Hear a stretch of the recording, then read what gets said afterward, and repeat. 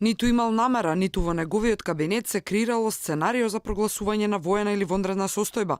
После неколкудневните сведочења на обвинети за 27 април, шефот на државата застана пред граѓаните и одговараше на сите дилеми што новинарите му ги поставија. Предупредува долго време дека и се закануваат опасности на безбедноста на Македонија.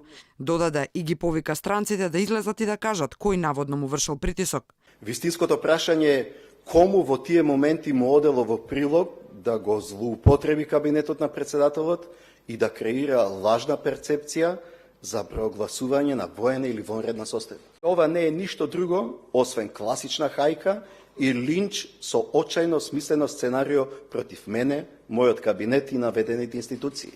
Прстот го впери во УБК. Во Јасен последен пат бил пред 5-6 години. Ги нарече чаршиски муабетите дека Јасен се подготвувал како за солниште во случај на воена состојба, како и тоа дека тој дал дозвола за влез на странски разузнавач во собранието на 27. За советникот Јосифовски сега разбрал дека бил во штабот на ВМРО ДПМН тој ден, додека Синиша Алексовски рече бил тргнат на пат кон Вашингтон, но го вратил од Истанбул назад заради ситуацијата. УБК е главното жариште на генерирање на сите политички и безбедносни кризи во Република Македонија.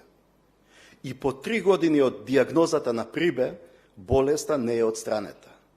Ако УБК се дрзнува без никакви основи да ги следи активностите на мојот кабинет и да ме става мене како претседател во службени белешки кои опишуваат непостоечки настани, се плашам од помислата што се случува во ова институција и како се креираат извештаи со фиктивни извори за да се постигне определена цел. Јанакиевски и Божиновски никогаш не биле заедно во вилата Водно рече Иванов. Бил Јанакиевски, но со Пешевски, со цел да поразговараат и понудат солуција околу помирувањето, што подоцна официјално била ставена на маса пред јавноста.